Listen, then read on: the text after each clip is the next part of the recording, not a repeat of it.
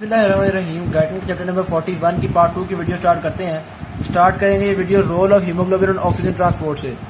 Blood के अंदर जितनी भी ऑक्सीजन ट्रांसपोर्ट हो रही होती है उसमें से 97% ऑक्सीजन हीमोग्लोबिन के साथ अटैच होकर ट्रांसपोर्ट हो रही होती है और 3% ऑक्सीजन वैसे डिजॉल्व स्टेट में ट्रांसपोर्ट हो रही होती है। ठीक हो गया। उसके बाद है reversible combination of O2 with haemoglobin. Oxygen जो है वो कोऑर्डिनेट कोवेलेंट बॉन्ड फॉर्म करती है हीमोग्लोबिन के साथ और रिवर्सिबली कंबाइन होती है, यानी कि लंग्स के अंदर तो कंबाइन हो गई लेकिन बाद में दोबारा डिसएसोसिएट होने की भी एबिलिटी रखती है। ऐसा नहीं है कि पक्का पक्का हीमोग्लोबिन के साथ अटैच हो गई। ठीक है, तो रिवर्सिबली कंबाइन हो रही होती है। क्या बॉन्ड फॉर्म कर रही होती है, हम हीमोग्लोबिन के स्ट्रक्चर को चैप्टर नंबर 33 के अंदर बेहतर तरीके से पढ़ चुके हुए हैं। ठीक, आगे आता है ऑक्सीजन हीमोग्लोबिन डिसएसोसिएशन कर्व। ये वो ग्राफ है जिसके अंदर हम ऑक्सीजन और हीमोग्लोबिन के बढ़ते और कम होते हुए प्यार को देखेंगे कि कब इनके बीच में मोहब्बत बढ़ जाती है, कब इनकी मोहब्बत कम हो जाती है। जब पार्शियल प्रेशर ऑफ ऑक्सीजन ज़्यादा होता है तो इनकी मोहब्बत ज़्यादा हो जाती है, जब पार्शियल प्रेशर ऑफ ऑक्सीजन कम होता है तो इनकी मोहब्बत कम हो जाती है। अब होता क्या है, लंग्स के अंदर चूंकि पार्शियल प्रेशर ऑफ ऑक्सीजन ज़्यादा होता है तो इनकी मोहब्बत ज़्यादा हो जाती है और ऑक्सीजन हीमोग्लोबिन के साथ कंबाइन होना शुरू हो जाती है।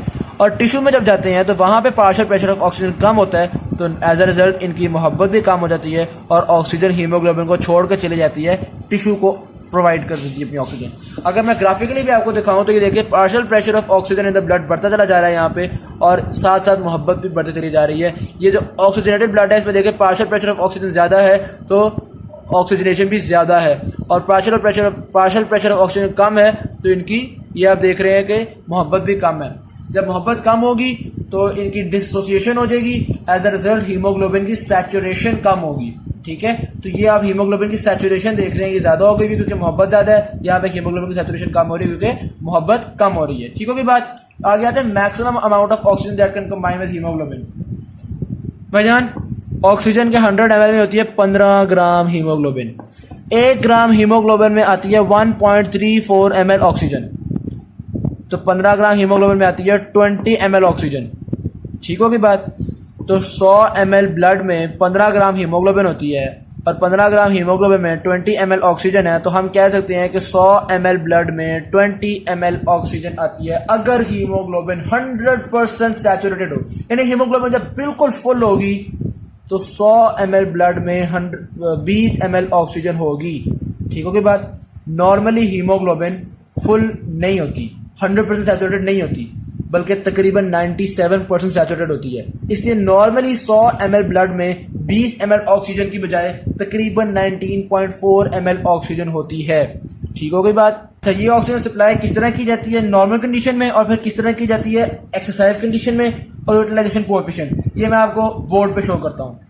ये देखें, ब्लड के मैक्सिमम कैपेसिटी कितनी होती है 20 ml ऑक्सीजन पर 100 ml ब्लड। मैक्सिमम कैपेसिटी तो इतनी होती है, लेकिन नॉर्मली ब्लड में कितना होता है 19.4 ml। ठीक है, 19.4 ml ऑक्सीजन होती है पर 100 ml ऑफ ब्लड। इसमें से तकरीबन 5 ml ऑक्सीजन जो है वो हम दे देते हैं बॉडी के टिश्यूज़ को। ठीक है, तो 5 ml ऑक्सीजन हमने बॉडी के टिश्यूज़ को दे दी, बॉडी के टिश्यूज़ को मिल गई 5 ml ऑक्सीजन।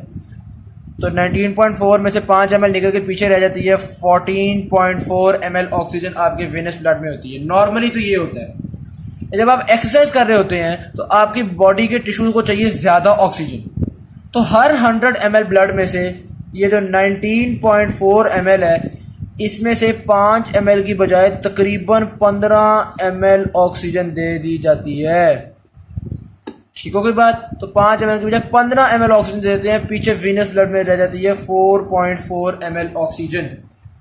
तो आपने हर 100 ml of blood normally 5 ml oxygen supply करता है और हर 100 ml ऑफ ब्लड एक्सरसाइज में 15 ml ऑक्सीजन सप्लाई करता है, यानी 3 टाइम्स आपकी ऑक्सीजन सप्लाई बढ़ जाती है पर 100 ml ऑफ ब्लड। उसके अलावा आपको पता है कि एक्सरसाइज के अंदर कार्डियक आउटपुट भी बढ़ जाती है, यानी ब्लड भी ज़्यादा हो जाता है, कुछ तकरीबन 6 to 7 फोल्ड आपकी कार्डियक आउटपुट बढ़ जाती है।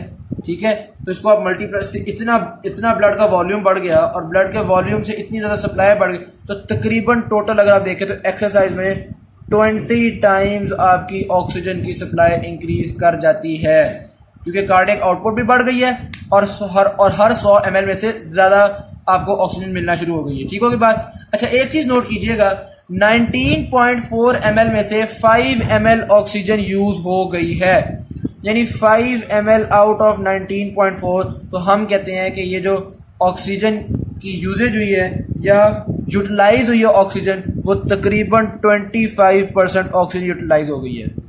और अगर यहाँ देखूँ तो 19.4 में से 15 ml ऑक्सीजन यूज हो गई, तो तकरीबन 75% ऑक्सीजन यूटिलाइज हो गई है। ठीक है, इसको हम कहते हैं यूटिलाइजेशन कोएफिशिएंट। कई दफ़ा ऐसा भी हो जाता है, एक दफ़ा ये भी रिकॉर्ड किया गया है कि 19.4 ml की सारी ऑक्सीजन हमने दे दी, यानी 19.4 ml पूरी की पूरी दे दी और विनस ब्लड में 0 ml ऑक्सीजन रह गई। तो ऐसी कंडीशन को हम कहते हैं 100% यूटिलाइजेशन कोएफिशिएंट। अभी सारी चीज़ें कहाँ लिखी हुई थी ये मैं स्टडी करने लगा हूँ, आपको बताने लगा हूँ। सबसे पहले यहाँ पर उन्होंने आपको बताया कि आप 5 ml देते हैं नॉर्मल को, फिर यहाँ पर उन्होंने आपको बताया कि 15 ml दे देते हैं आप एक्सरसाइज कंडीशंस में, और कार्डियक आउटपुट बढ़ती है तो टोटल ऑक्सीजन 20 टाइम्स बढ़, ये वाली बात उन्होंने यहाँ पे डिस्कस कर ली है। फिर यहाँ पे आके यूटिलाइजेशन कोएफिशिएंट नॉर्मली कितना होता है 25%, वैसे एक्सरसाइज में it can increase up to 75 to 85%, और हमने एक दफ़ा 100% भी रिकॉर्ड की हुई है। ठीक है, तो 100% भी देखी गई है। डन हो गया। उसके बाद आता है haemoglobin buffers tissue partial pressure of oxygen. बहुत इंटरेस्टिंग सा कॉन्सेप्ट है कि हीमोग्लोबिन जो है वो tissue partial pressure of oxygen जो है उसको बफर कर रहा होता है। किस तरह से बफर कर रहा होता है, व्हाइट बोर्ड पे देखते हैं। ये समझा हमारे बॉडी का टिश्यू है और ये पास से कैपिलरी गुजर रही है। नॉर्मल रूटीन में आपको पता है कैपिलरी 5 ml ऑक्सीजन पर 100 ml ऑफ ब्लड सप्लाई कर देती है। ठीक है, अच्छा अगर इसका partial pressure of oxygen increase करना शुरू हो गया, हत्ता कि 40 ml से ज़्यादा होने लगा है। ठीक है, इसका partial pressure of oxygen in the interstitial fluid अगर ज़्यादा होने लगा है, तो आपको याद होगा पार्शियल प्रेशर ऑफ ऑक्सीजन बढ़ता है तो हीमोग्लोबिन और ऑक्सीजन की मोहब्बत भी बढ़ जाती है। तो हीमोग्लोबिन और ऑक्सीजन की मोहब्बत बढ़ जाती है और हीमोग्लोबिन ये 5 ml भी नहीं देती, मिसाल के तौर पर फिर सिर्फ 2 ml देना शुरू हो जाती है। ठीक है, तो ये पार्शियल प्रेशर ऑफ ऑक्सीजन मजीद नहीं बढ़ पाता क्योंकि अब सिर्फ 2 ml ऑक्सीजन आ रही है, यूज ज़्यादा हो रही है। तो करते करते हमने ज़्यादा बढ़ने से रोक लिया पार्शियल प्रेशर ऑफ ऑक्सीजन को। अच्छा, इसी तरह अगर partial pressure of oxygen fall करना शुरू हो गया, कम होते होते होते होते जनाब कोई 15 mm मतलब 15 तक पहुंच गया और इससे भी कम हो रहा है, तो इसको मजीद कम नहीं होने देंगे। बफर का काम यही होता है ना किसी चीज़ को लिमिट से ऊपर जाने देता है, ना किसी चीज़ को लिमिट से नीचे जाने देता है। लिमिट आपके पास कितनी है, तकरीबन 15 से लेकर 40 तक लिमिट है। जब 40 से ऊपर जाने लगा तो हमने ऑक्सीजन देना कम कर दी ताकि 40 से ऊपर ना जा सके।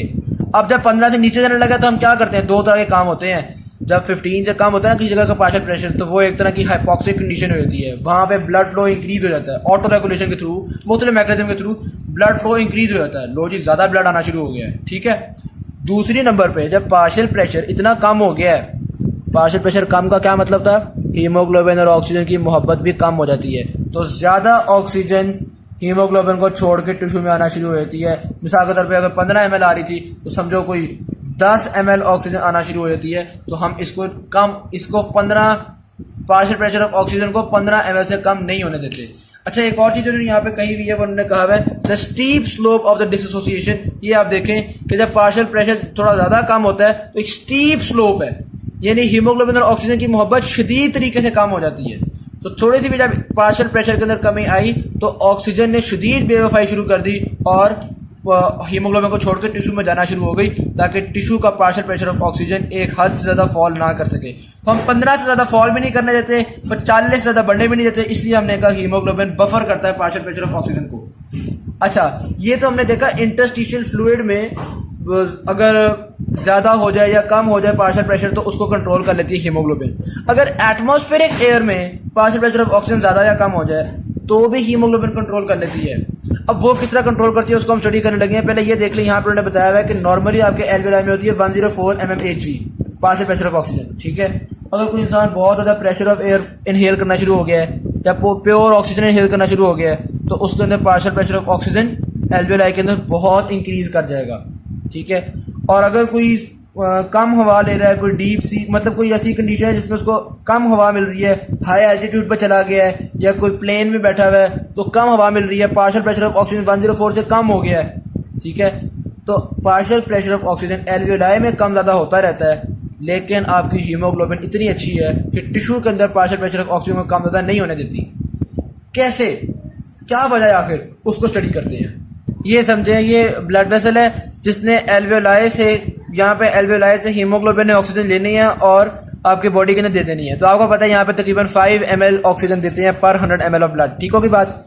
अब एल्वेओलाई के अंदर प्रेशर इंक्रीज कर गया, मिसाल के तौर पे 104 की बजाय प्रेशर इंक्रीज करके 500 हो गया पार्शियल प्रेशर ऑफ ऑक्सीजन। क्या होगा भाईजान, हीमोग्लोबिन तो ऑलरेडी 97% सैचुरेटेड थी, तो हीमोग्लोबिन अपनी कैपेसिटी से ज्यादा तो सैचुरेट हो नहीं सकती। ठीक है ना, सीधी सी बात है। चलो बड़ी हाल, अब हीमोग्लोबिन 100% सैचुरेट हो जाएगी। अगर पहले हीमोग्लोबिन 94 अगर पहले 100 ml ऑफ ब्लड में 19.4 ml ऑक्सीजन आ रही थी, तो अब 100 ml ऑफ ब्लड में 20.1 ml ऑक्सीजन आना शुरू हो जाएगी, क्योंकि मैक्सिमम कैपेसिटी इतनी है ना आपकी हीमोग्लोबिन की, आपके ब्लड की मैक्सिमम कैपेसिटी इतनी है। इसलिए एल्वेओलाई में जितनी मर्जी ज्यादा हो जाए पार्शियल प्रेशर ऑफ ऑक्सीजन, आपकी मैक्सिमम कैपेसिटी इतनी है। ठीक है, इसलिए हीमोग्लोबिन में तकरीबन उतनी ऑक्सीजन रहेगी और तकरीबन उसी तरह से हम बॉडी टिश्यू को उतनी देते रहेंगे सप्लाई। यहाँ से तो बात समझ में आ गई। अच्छा, अगर ये कम हो जाए, ये जो नॉर्मल 104 होती है, इससे कम होकर पार्शियल प्रेशर जनाबे वाली पहुंच गया 50 पे, ओए होए होए होए, अब ही ब्लड के अंदर 19.4 की बजाय हो सकता है कम हो जाए यार, ये हो सकता है कुछ तकरीबन 14 ml ऑक्सीजन आए। अब क्या करें भाईजान, बॉडी टिश्यू को कितनी देनी थी, 5 ml। तो हम कहते हैं पहले 19.4 थी, हम 5 ml देते थे, अब चाहे 14 है 5 ml हमने अभी भी देनी है। तो इसको तो 5 ml चाहिए ना, बॉडी टिश्यू को हम तकरीबन उतना देते रहते हैं। बाकी ये आपका सेफ्टी फैक्टर है। अब पहले आप 14.4 ml ऑक्सीजन लेके जाते थे विनस ब्लड में, अब 14 में से 5 निकल जाती है, तो चलो आप 9 ml ऑक्सीजन ले जाते हो। ठीक हो कोई बात। तो ये देखिए यहाँ पे आप इसको स्टडी कर सकते हैं, ये यहाँ पे कि एटमॉस्फेरिक एयर के अंदर ऑक्सीजन बढ़े या ऑक्सीजन कम हो पार्शियल प्रेशर ऑफ ऑक्सीजन यानी एल्वेओलाई में। तो पहले उन्होंने बताया हुआ अगर बढ़ जाए तो हम 97%, तो पहले ही हमने उसको सैचुरेशन है हीमोग्लोबिन की 100% से ऊपर जा कोई नहीं सकती, इसलिए ज़्यादा फर्क नहीं पड़ता। और अगर कम भी हो जाए सैचुरेशन, वो कह रहे हैं कि देखें काफ़ी कम भी हो जाए सैचुरेशन, तो भी हम 5 ml तो मैनेज कर ही लेते हैं, 5 ml तो हम बॉडी को दे ही देते हैं। इस तरह से एल्वेओलाई के अंदर पार्शियल प्रेशर ऑफ ऑक्सीजन ज़्यादा हो या कम हो, हम बॉडी को 5 ml बरकरार रखते हैं। तो ये हीमोग्लोबिन ने बफर किया है पार्शियल प्रेशर ऑफ ऑक्सीजन को, ना बढ़ने दिया ना घटने दिया। ठीक हो कोई बात। तो ये वाली बात भी स्टडी हो गई आपके पास।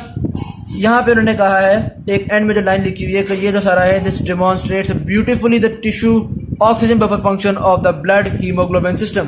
यहाँ पे वो रेंज आपको बता रहे हैं कि एल्वेओलर पार्शियल प्रेशर ऑफ ऑक्सीजन 60 जितना फॉल भी कर सकता है और 500 जितना रेज भी कर सकता है, लेकिन हमारे टिश्यूज को ऑक्सीजन की सप्लाई कांस्टेंट मिलती रही है, क्योंकि 500 तक रेज किया भी था तो ब्लड ने कहा था यार एक्सेस तो हम रख नहीं सकते, ब्लड अपनी फुल कैपेसिटी पे था। और जब 60% तक डिक्रीज भी कर गया था तो भी ब्लड ने कहा था यार खैर है हमें कम मिल रही है, हम फिर भी बॉडी को 5 ml ऑक्सीजन देंगे। तो बॉडी को कांस्टेंट सप्लाई मिलती रही, चाहे एल्वेओलर एयर का पार्शियल प्रेशर ऑफ ऑक्सीजन 60 से 500 के बीच में वेरी करता रहा। फिर आते हैं factors that shift the oxygen haemoglobin dissociation curve. Oxygen और हीमोग्लोबिन की जो मोहब्बत है, इसको पार्शियल प्रेशर ऑफ ऑक्सीजन के अलावा और कौन कौन सी चीजें बदल सकती हैं। पार्शियल प्रेशर ऑफ ऑक्सीजन ज्यादा हुआ था तो मोहब्बत ज्यादा हुई थी, बस सिर्फ पार्शियल प्रेशर ऑफ ऑक्सीजन ही है जो मोहब्बत को बढ़ाता है। वरना हाइड्रोजन आयंस की कंसंट्रेशन ज्यादा होगी तो मोहब्बत कम हो जाएगी, कार्बन डाइऑक्साइड की कंसंट्रेशन ज्यादा होगी तो मोहब्बत कम हो जाएगी, टेम्परेचर ज्यादा होगा तो मोहब्बत कम हो जाएगी, 2,3 बिसफॉस्फोग्लिसरेट ज्यादा होगा तो मोहब्बत कम हो जाएगी। बाकी सारी चीजें इंक्रीज होने से हीमोग्लोबिन की सैचुरेशन कम हो जाती है, यानी हीमोग्लोबिन ऑक्सीजन की थोड़ी थोड़ी डिसोसिएशन हो जाती है। तो ये जो कर्व है, अगर ये जो आपके पास कर्व थी, ये देखें, अगर निस्बतन कम हीमोग्लोबिन सैचुरेशन हुई है तो थोड़ी सी कर्व इधर राइट साइड पे शिफ्ट कर देगी। किस तरह से राइट साइड पे शिफ्ट कर देगी, ये देखिए कुछ इस तरह की सूरत हाल थी। किसी भी particular partial pressure of oxygen पे मिसाल के तौर पे जी सैचुरेशन है इतनी, अब अगर ये सैचुरेशन कम हो जाए तो मैं कहता हूँ जी ये सैचुरेशन यहाँ की बजाय बल्कि आपको किसी और कलर से शो करते हैं रेड से, ये सैचुरेशन इतनी रह गई है। ठीक है, अच्छा यहाँ पे जो सैचुरेशन होनी चाहिए थी वो इतनी नहीं हो सकी बल्कि इतनी हुई है। ठीक हो गई बात, इतनी सैचुरेशन की बजाय इतनी नहीं हुई बल्कि इतनी हुई है। तो अगर आप टोटल देखेंगे तो ये जो कर्व है ये आपकी थोड़ी सी राइट साइड पे शिफ्ट हो जाएगी। राइट साइड पे कर्व शिफ्ट होने का क्या मतलब है कि सैचुरेशन कम हो गई है। अब इस कर्व में आप किसी भी पॉइंट पे चेक कर लें, मिसाल के तौर पे मैं इस पॉइंट पे चेक करता हूँ, ये देखें पार्शियल प्रेशर ऑफ ऑक्सीजन कम है रेड कर्व में और इसमें ज़्यादा है, सॉरी सैचुरेशन ब्लैक वाली कर्व में ज़्यादा है, इसमें कम है। सैचुरेशन कम होने का मतलब है कर्व का राइट साइड पे शिफ्ट कर जाना, और सैचुरेशन इंक्रीज करने का मतलब है कर्व का लेफ्ट साइड पे शिफ्ट कर जाना। तो पार्शियल प्रेशर ऑफ ऑक्सीजन तो मोहब्बत को बढ़ाती है, ठीक है, ये तो हमने देख लिया। उसके अलावा इंक्रीज कार्बन डाइऑक्साइड मोहब्बत को कम करती है, इंक्रीज हाइड्रोजन कंसंट्रेशन मोहब्बत को कम करती है, इंक्रीज टेम्परेचर, इंक्रीज बीपीपी सारे मोहब्बत को कम करते हैं, सारे इस कर्व को राइट साइड पे शिफ्ट करते हैं, सारे सैचुरेशन को कम ही करते हैं। तो ये आप देख लेंगे, जहाँ पे चीज़ें स्टडी कर लेंगे। Increase carbon dioxide concentration, increase blood temperature, increase, ये सारी चीज़ें जो हैं ये आप देख रहे हैं। अच्छा, ये जो इंक्रीज हाइड्रोजन कंसंट्रेशन है ना, जब हाइड्रोजन कंसंट्रेशन इंक्रीज होती है तो एसिडिटी इंक्रीज होती है, तो याद रखिएगा पीएच का ड्रॉप करना है इससे मुराद। तो ये सारी चीज़ें जो हैं ये आपकी कर्व को राइट साइड पे शिफ्ट करेंगी, ये उन्होंने आपको यहाँ पे रिप्रेजेंट किया हुआ है। अच्छा, किस तरह से ये चीज़ें इस तरह से शिफ्ट कर रही होती हैं, इसको भी अब स्टडी कर लेते हैं। तो कहते हैं increase delivery of oxygen to the tissue when carbon dioxide and hydrogen ions shift. याद रखिएगा जब भी इनकी मोहब्बत कम होती थी, आपको याद होगा टिश्यू के अंदर पार्शियल प्रेशर ऑफ ऑक्सीजन कम होने से मोहब्बत कम होती थी, तो क्या होता था, ऑक्सीजन हीमोग्लोबिन को छोड़कर टिश्यू में चली जाया करती थी, ठीक है। तो टिश्यू में तो कार्बन डाइऑक्साइड ज़्यादा होती है, और हमने पढ़ा है कि कार्बन डाइऑक्साइड ज़्यादा हो तो मोहब्बत कम हो जाती है, हाइड्रोजन ज़्यादा हो तो मोहब्बत कम हो जाती है। टिश्यू में कार्बन डाइऑक्साइड ज़्यादा होती है, ये कार्बन डाइऑक्साइड निकलती है, कार्बोनिक एसिड होता है यहाँ पे, कार्बन डाइऑक्साइड निकलती है, H2CO3 फॉर्म करती है, एज एसिड बनता है, एसिड बनता है तो हाइड्रोजन आयंस उससे निकल जाते हैं, और हमें पता है हाइड्रोजन आयंस ने मोहब्बत कम करनी है, तो कार्बन डाइऑक्साइड भी इसलिए मोहब्बत कम कर देती है। इसीलिए टिश्यू लेवल पे ऑक्सीजन हीमोग्लोबिन डिसोसिएट हो जाते हैं, क्योंकि टिश्यू लेवल पे कार्बन डाइऑक्साइड बढ़ जाती है, एज अ रिजल्ट H2CO3 बनता है और हाइड्रोजन आयंस भी रिलीज हो जाती हैं। तो हाइड्रोजन आयन कंसंट्रेशन बढ़ गई, हाइड्रोजन आयन कंसंट्रेशन बढ़ गई तो ऑक्सीजन और हीमोग्लोबिन की मोहब्बत कम हो गई, ऑक्सीजन हीमोग्लोबिन को छोड़कर टिश्यू में आ गई। और लंग्स में इसका ऑपोजिट काम होता है। क्या होता है ऑपोजिट काम, कि जो कार्बन डाइऑक्साइड है वो ब्लड से रिमूव हो जाती है, अब कार्बन डाइऑक्साइड दूर चली गई तो हीमोग्लोबिन और ये दोबारा मोहब्बत कर सकते हैं ऑक्सीजन, तो ये दोबारा एसोसिएट हो जाती हैं। ठीक हो गई बात, याद रखना है आपने सारी बातों को। सिर्फ पार्शियल प्रेशर ऑफ ऑक्सीजन है जो बढ़ता है तो मोहब्बत बढ़ती है, बाकी सारी चीज़ें बढ़ती हैं तो मोहब्बत कम ही होती है।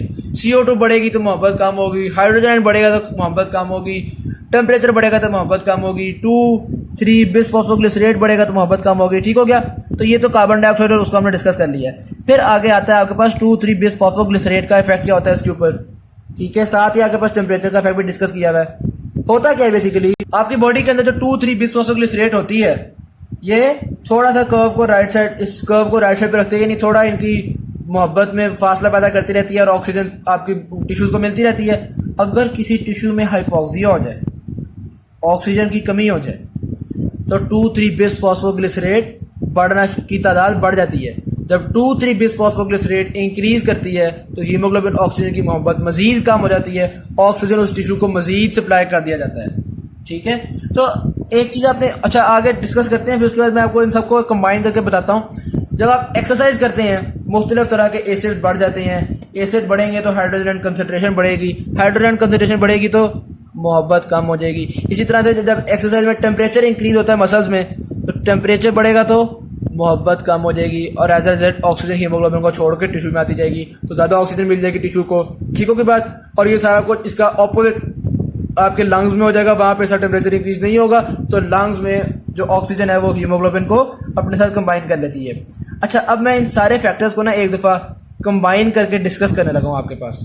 सीधी सी बात है, हम चाहते हैं ऑक्सीजन हीमोग्लोबिन की मोहब्बत लंग्स में बढ़ जाए ताकि हीमोग्लोबिन ऑक्सीजन को कंबाइन करे और टिश्यू में जाके इनकी मोहब्बत कम हो जाए ताकि हीमोग्लोबिन ऑक्सीजन को छोड़ दे और वो टिश्यू में चली जाए। ठीक है, तो लंग्स में पार्शियल प्रेशर ऑफ ऑक्सीजन ज़्यादा होता है, लंग्स में हाइड्रोजन कंसनट्रेशन कम, कार्बन डाइऑक्साइड की कंसनट्रेशन कम, BPG की कंसनट्रेशन कम। ठीक हो गया, इसी तरह से अच्छा टिश्यूज़ में जब कभी पार्शियल प्रेशर ऑफ ऑक्सीजन कम हो जाए तो नफरत हो जाएगी, तो हीमोग्लोबिन और ऑक्सीजन अलग अलग होंगे, पता है आपको इस बात का। अभी हमने पढ़ा है पार्शियल प्रेशर ऑफ ऑक्सीजन के कम होने से BPG भी रिलीज होता है, बीपीजी के रिलीज होने से हीमोग्लोबिन और ऑक्सीजन की मजीद नफरत हो जाएगी, मजीद ऑक्सीजन टिश्यू को सप्लाई हो जाएगी। एक्सरसाइज कंडीशन में टेम्परेचर भी राइज कर जाता है, टेम्परेचर के राइज करने से ऑक्सीजन हीमोग्लोबिन की मजीद नफरत हो जाएगी, मजीद ऑक्सीजन जो है वो टिश्यू को सप्लाई कर देगी। तो सारे फैक्टर्स एक तरह से आपस में इंटर रिलेटेड हैं। याद अब देखो, किसी भी जगह पे अगर ऑक्सीजन की कमी हो गई है, एक टिश्यू में ऑक्सीजन की कमी हो गई है, तो क्या होना शुरू हो जाएगा वहाँ पे partial pressure of oxygen fall कर गया, वो भी नफरत करवाएगा, ये रेज कर गया वो भी। तो ये सारी चीज़ें एक तरह से कोऑर्डिनेटेड तरीके से काम कर रही होती हैं। तो आपने इन सारे फैक्टर्स को जहन में रखना है। सिर्फ पार्शियल प्रेशर ऑफ ऑक्सीजन के बढ़ने से मोहब्बत बढ़ेगी, बाकी सब के बढ़ने से मोहब्बत कम होगी। मोहब्बत का मतलब हीमोग्लोबिन सैचुरेशन है। ठीक होगी ना बात? अच्छा जी, आगे आता है metabolic use of oxygen by the cells. Cell को 1 mmHg ऑक्सीजन अगर मिल जाए तो फिर वो कभी ये शिकवा नहीं करता कि ऑक्सीजन कम है। फिर उसके रिएक्शन के लिए जो लिमिटिंग चीज़ होती है, लिमिटिंग फैक्टर होता है, वो ADP होता है। बस 1 ml ऑक्सीजन बहुत है, काफ़ी है। सॉरी 1 ml गलती से कह दिया, 1 mmHg ऑक्सीजन का पार्शियल प्रेशर 1 mmHg। ठीक है, अगर इतना होगा तो केमिकल रिएक्शंस के लिए ऑक्सीजन बहुत है, काफ़ी है। ADP बढ़ाते जाओगे रिएक्शन बढ़ता जाएगा, ADP बढ़ाते जाओगे रिएक्शन बढ़ता जाएगा। पार्शियल प्रेशर ऑफ ऑक्सीजन 1 बहुत है, इससे ज़्यादा की हमें ज़रूरत नहीं होती। ठीक हो गई बात? लिमिटिंग रिएक्टेंट आई होप आप समझते होंगे। अच्छा, यहाँ नीचे ग्राफ में उन्होंने ये शो कर दिया आपको कि ये है नॉर्मल ADP। तो यहाँ पे आप ये चीज़ ऑब्जर्व करेंगे कि जब 1 मिलीमीटर मर्करी से ज़्यादा हम पार्शियल प्रेशर ऑफ ऑक्सीजन करेंगे तो उससे कोई फ़र्क नहीं पड़ा। ये देखें, ये intracellular partial pressure of oxygen दिखाया हुआ, ये 1 मिलीमीटर है। ठीक है, तो ये देखा आपने, जब ADP इतना था हाफ द नॉर्मल, तो ये जैसे जैसे हम पार्शियल प्रेशर ऑफ ऑक्सीजन बढ़ा रहे हैं, ये बढ़ता जा रहा है, बढ़ता जा रहा है। और यहाँ पे आके मज़ीद पार्शियल प्रेशर ऑफ ऑक्सीजन बढ़ाने से आपके रिएक्शन को या आपके रेट ऑफ ऑक्सीजन यूजेज को कुछ भी नहीं फ़र्क पड़ा, सेम रह रहा है। इसका मतलब 1 मिलीमीटर मर्करी से ऊपर जाने पे कोई फ़र्क नहीं पड़ता। हाँ, जब हमने ADP को इस तरह किया तो रिएक्शन बढ़ गए। इसी तरह से जब ADP को हमने 1.5 गुना किया तो रिएक्शन मजीद बढ़ गया। ADP को बढ़ाने से रिएक्शन बढ़ता जा रहा है, पार्शियल प्रेशर ऑफ ऑक्सीजन को बढ़ाने से कोई फ़र्क नहीं पड़ रहा। तो ये चीज़ हमें समझ आ गई कि जो लिमिटिंग फैक्टर है वो ADP है। ADP कम था इसलिए रिएक्शन यहाँ तक बढ़ सका है, ADP ज़्यादा होगा तो रिएक्शन और ऊपर चला जाएगा, वरना 1 mmHg का partial pressure of oxygen is enough. ठीक हो गई बात? तो ये आपने देख लिया कि जैसे जैसे ADP ज़्यादा बढ़ती जाएगी वैसे वैसे आपका एक्सपेंडिचर ऑफ ऑक्सीजन बढ़ता जाएगा, यानी कि आप कह सकते हैं रिएक्शन बढ़ता जाएगा। जितना ज़्यादा रिएक्शन होगा उतनी ज़्यादा ऑक्सीजन यूज़ होती चली जाएगी। ठीक है, लेकिन एट मैक्स भी ऑक्सीजन 1 mmHg से कम ही partial pressure of oxygen use करती है। ठीक हो गई ना बात? इसको मैं दोबारा एक दफ़ा आपको दिखा दूँ ताकि कन्फ्यूजन ना हो। देखिए, जैसे जैसे ADP बढ़ता जा रहा है वैसे वैसे रिएक्शन बढ़ता जा रहा है। ठीक है, और जितना रिएक्शन बढ़ेगा ऑक्सीजन की यूजेज भी उतनी बढ़ेगी। लेकिन अगर 1 mmHg partial pressure of oxygen है, फिर ऑक्सीजन की यूजेज जितनी मर्जी बढ़ जाए इससे ज़्यादा नहीं बढ़ सकती। ठीक हो गई बात? ये आप देख रहे हैं तकरीबन 1/2 mmHg partial pressure of oxygen भी इनफ है इतने ADP के लिए। फिर इतना ये वाला इतनी जो ADP है यानी 1.5 गुना फ्रॉम द नॉर्मल, इसको ज़्यादा ऑक्सीजन चाहिए लेकिन 1 mmHg से कम ही चाहिए। ठीक, तो जैसे जैसे रिएक्शन बढ़ता जाएगा यूजेज ऑफ ऑक्सीजन बढ़ती जाएगी, लेकिन यूजेज ऑफ ऑक्सीजन के लिए partial pressure of oxygen 1 mmHg से कम ही चाहिए होगा इन एनी केस। ठीक हो गया? आगे आता है इफेक्ट ऑफ डिफ्यूजन डिस्टेंस। ऐसी सूरत हाल पैदा हो जाए कि सेल के अंदर 1 mmHg partial pressure of oxygen भी ना हो, उसकी क्या वजह हो सकती है? एक वजह तो ये हो सकती है कि ऑक्सीजन सही से डिफ्यूज करके सेल तक पहुंच ही नहीं पा रही। कुछ सेल बहुत दूर है या कोई ऐसा इशू है कि ऑक्सीजन सेल तक पहुंच ही नहीं पा रही। ठीक, तो जब डिफ्यूजन नहीं हो पा रही तो इसको हम कहते हैं diffusion limited usages of oxygen. क्या कहते हैं? Diffusion limited. कि डिफ्यूजन कम होने की वजह से ऑक्सीजन हमारे पास कम हो गई है, और ऑक्सीजन कम हो गई है क्या मतलब है कि रिएक्शन का लिमिटिंग फैक्टर ऑक्सीजन बन गई है।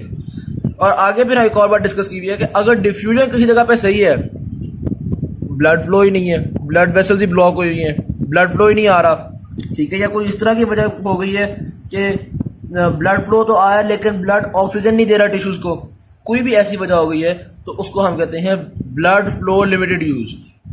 ठीक है, कि अब ऑक्सीजन की जो कमी है वो ब्लड फ्लो की वजह की कमी की वजह से है।